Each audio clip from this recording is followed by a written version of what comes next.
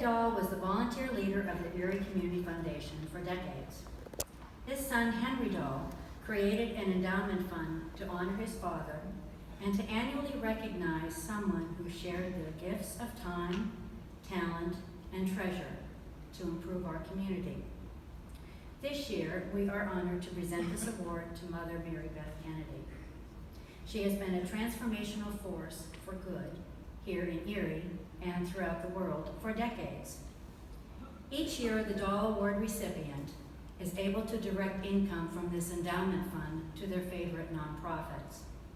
Mother Kennedy chose to evenly distribute the $12,000 award to Community Country Day School, Community of Caring, and the Charles and Betty Kennedy Legacy of Love Foundation. Some of her friends and family helped us prepare a short video to honor her achievements.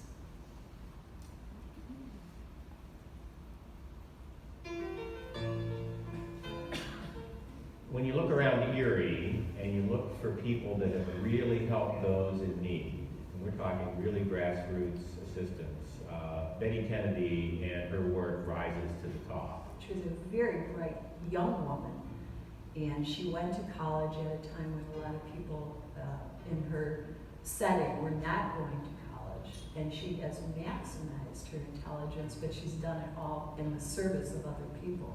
She is the best kept secret in Pennsylvania and around the world. You can go anywhere and people say, Mother Kennedy, oh my goodness, that's your grandmother? I mean, she just has such a reputation around the world. If you think she's a presence here in Erie, when you see her operating in Haiti or in Liberia, she's really a presence. If you have a problem, she's willing to sit down and talk about it and try to reason it out.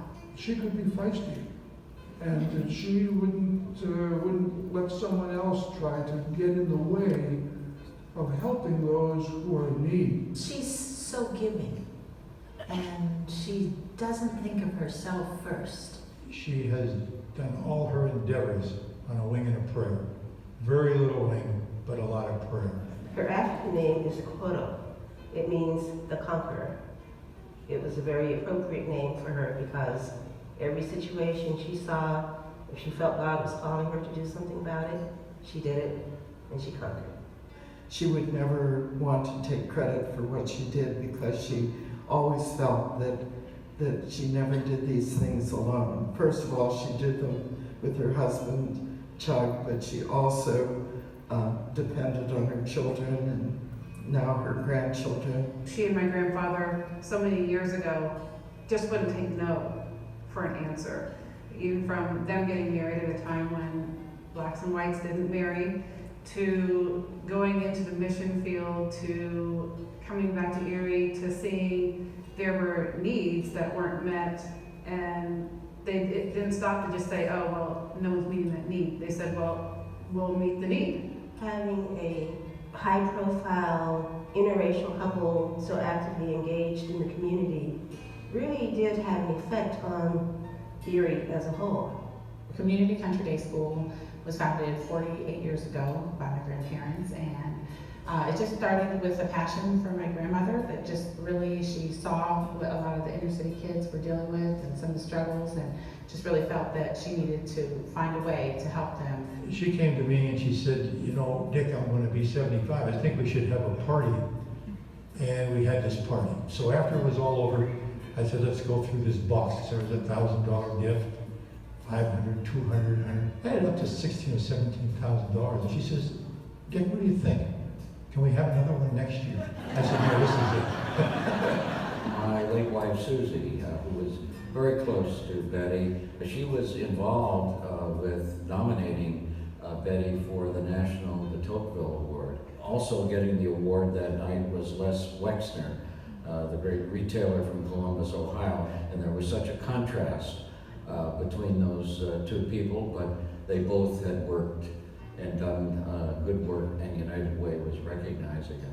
Susie introduced her and was given the award, and Betty's son Charles sang the song, and as I recall, it's The Little Sparrow.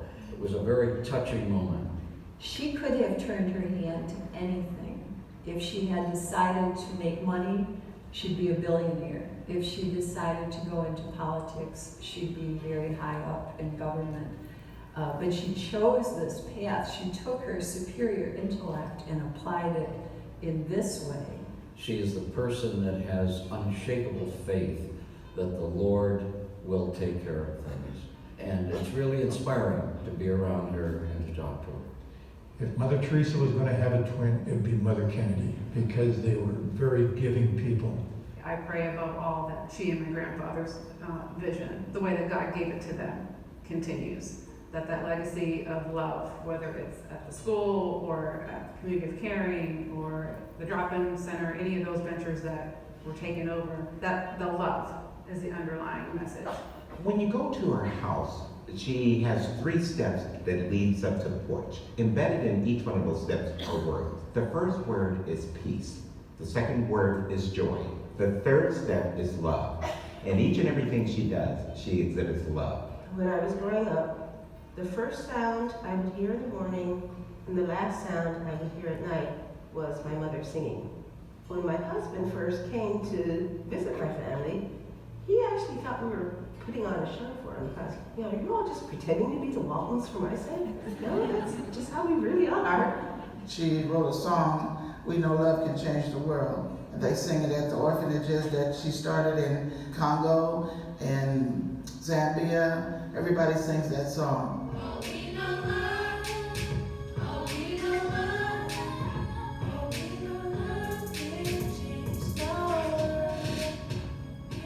She and I have this running contest, if you will, as far as who is more famous and who is more popular. Well, by me making this video, I think that has settled that particular bet. And Betty, you are more popular, you are more famous, and I love you greatly, and the family loves you. And this world is much better because of the work that not only you have done, but your husband, Uncle Chuck, has done as well. Thank you, and God bless.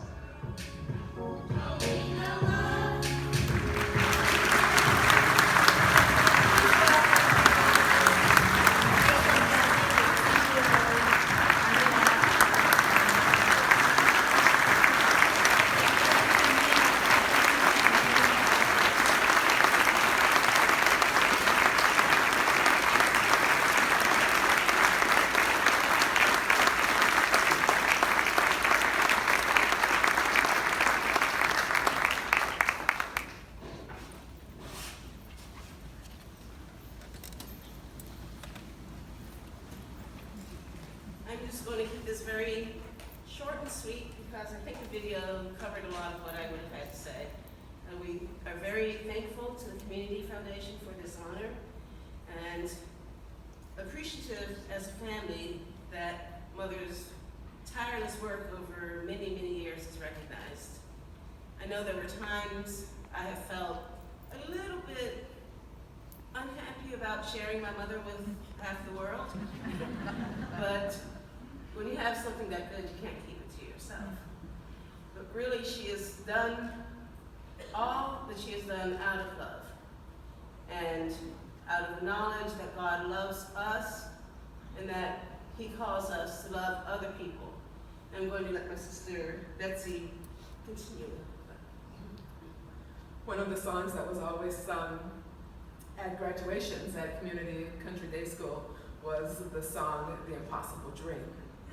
And in that, some of the words talk about, this is my quest to follow that star, no matter how hopeless, no matter how far, to fight for the right, without question or pause, to be willing to march into hell for a heavenly cause. And I know that the world will be better for this. That one man, or in this case, one woman, torn and covered with scars, still strove with her last ounce of courage to reach the unreachable stars, to dream the impossible dream. Mom not only fought, but she did it within the confines of God's love.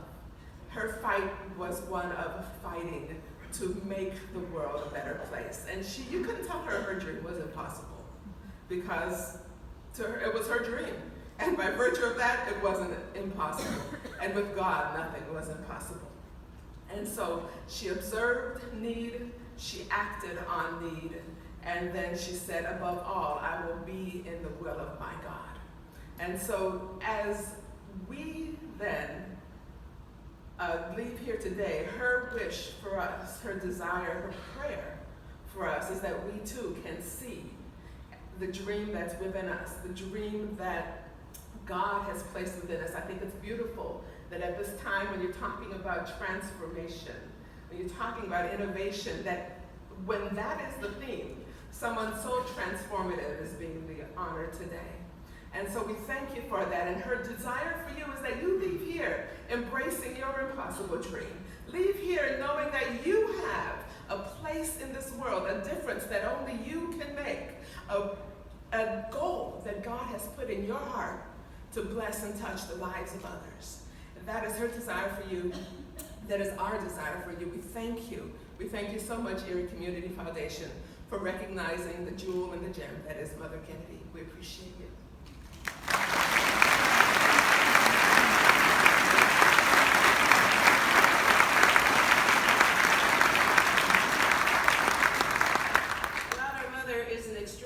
Person, I think that the biggest point is that we all have the capacity to change the world if we say yes to what God is calling us to do. And the message that she always left with everybody was, you heard a little bit of it on the video, love can change the world. We're going to sing it now in true Mother Kennedy fashion. That is, the tune is When the Saints Go Marching In, and the melody and the words are, we know love can change the world, or we know love can change the world. It won't be quick, it won't be easy, but we know love can change the world. Please join us. Oh, we know love can change the world. Oh, we know